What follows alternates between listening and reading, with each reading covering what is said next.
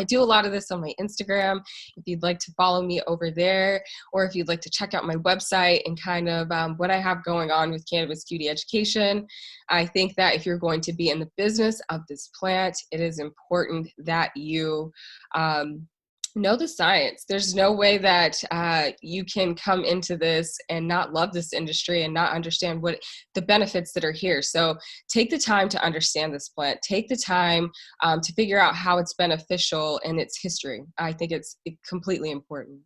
And that's the end of my slideshow. So I don't know if you have any questions. Yeah, what we're going to do is that, oh, sorry. Hi, okay, I'm back. Yeah, so what we're going to do, we're going to move on to our next speaker. And once we finish our next two speakers, we're going to circle back real quick for some Q&A. But Tammy, that was excellent. Thank you. All right, let's move forward with our next speaker. He is also on the West Coast. He is actually in Las Vegas. He is known as Chef Katie Owadu. He's a Las Vegas-based food chef, raw food chef. Let me make a special emphasis on that. He's a raw food chef who has devoted and developed a brand of nutritionally dense cuisine he's called Living Superfood. He has pioneered a healthy eating spectrum of hypernutrition, which uses gourmet raw food cuisine as a delivery vehicle for clinical nutrition. His resume is long, and he has a website he's going to tell you about. He's going to allow you to go to and find out some more great stuff about it. But what most interesting is that he actually has a book out on industrial hemp.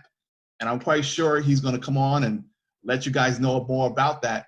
But I am so happy to have with us this one from Las Vegas, Nevada, the one and only Chef Katie Owadu. I want to say greetings to each and every one of you. Thank you, Brother Rich, for including me in this wonderful dialogue. Even though you put me following the Cannabis Cutie, Tammy Pettigrew, that's a hard act to follow, especially, and she's so compelling. I'm spending my time listening to her and not necessarily getting all my notes in order. Right, and I forgot the other one, you're a radio announcer too. Yes, I am a radio announcer. And if you'd like, I can put my FM radio voice on for today.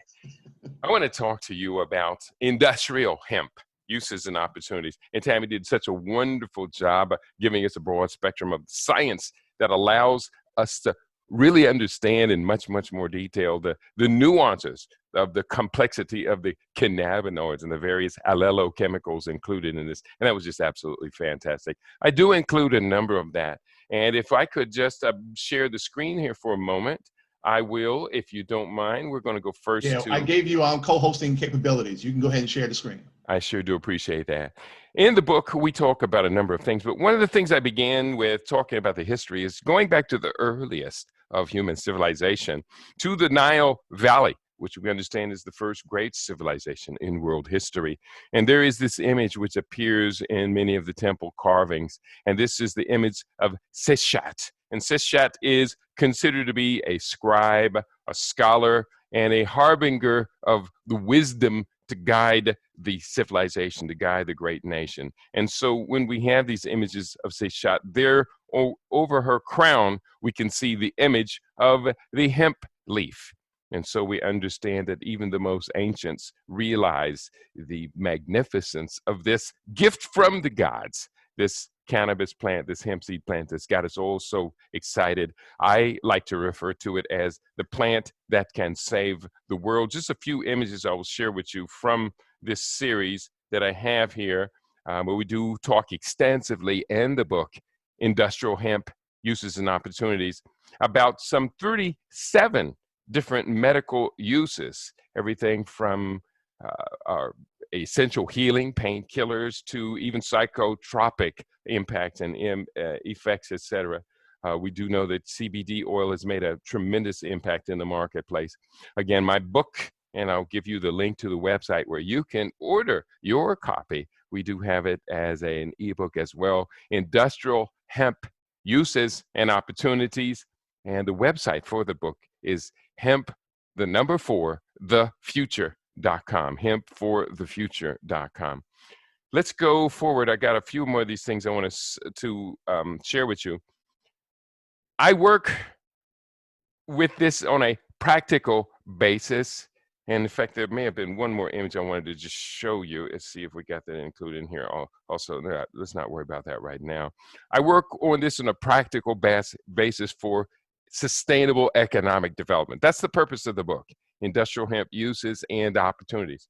As such, we're always looking across the entire spectrum of the value chain, from seed supplying and growing supplies through the cultivation, the accumulation, the processing, the distribution.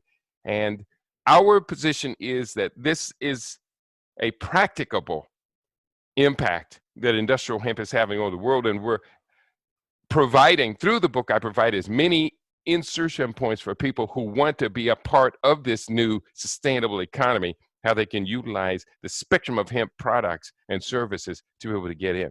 I'm very, very proud of the fact that I've worked with a number of Pan-African organizations over the year. I'm actually founding a new organization to support my latest book, which just comes out this past weekend, The Blackest Soil, Africa Can Feed the World. Previously, I put out Industrial Hemp Uses and Opportunities. And by the time the book got to the African continent, I put it in the hands of a group of associates of mine in Ghana. They were able to use the book, and they had just formed the Hemp Association of Ghana, HAG. And they were able to use the book in part to secure a 5-year, $56 million cultivation and export deal. They have signed the Memorandum of Understanding with a Portuguese-based company.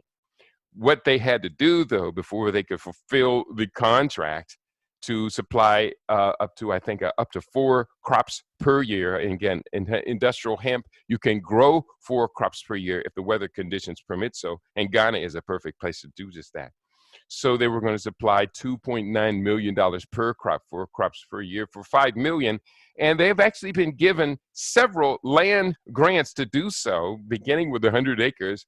Once they got the book, they were able to secure this Memorandum of Understanding. The land grant expanded to 500 acres. They then had to petition the Ghanaian ministry to change the laws to allow them to cultivate industrial hemp, as well as the laws have just been passed. And I think I do have a reference here about the laws having passed, so that this is a press release of just very recently, press release media report, the Hemp Association of Ghana signs export deal to Portugal. And again, this is the 5-year, $56 million deal. Will rake in $2.8 million per harvest of the Hemp Association's industrial hemp on a planned 100 acres. I'm happy to announce, and to anyone who might be curious, please follow through with me, because there's plenty of opportunity. There's enough land now at 5,000 acre land grant by the Ohani in a region near Kumasi, the 2nd largest city in Ghana, in West Africa. The 5,000 acres. This is large enough now to build a city. So we're going in there later this year. Once the global pandemic kind of settles down, we're going in with a renewable energy microgrid that we're going to put onto that land as our contribution to essentially what is a new city, a new village being built there. We're referring to it as Wakanda 2, and that is following the model of Wakanda 1, which is a 5,236 acre land grant to the diaspora to come and build a new city on the border of Zimbabwe and Zambia. So there's a lot going on in the global market, taking this from the beautiful science that supports all that we do, from the beautiful comprehension of how this impacts our health and well-being as a sustainable medicine for the planet, for the future. But we have to make this as practicable as possible. There is an announcement or a prophecy by the president of the African Development Bank, His Excellency Dr. Adesina Akinwumi, or Akinwumi Adesina. And he says that the millionaires and billionaires of Africa's future will be created through agriculture. And there is no more perfect plant to supply that agricultural wealth, prosperity, and sustainability, no more perfect plant than the cannabis plant. So in the book, and I'll just go to a brief bit of text from the book, if you don't mind, right here.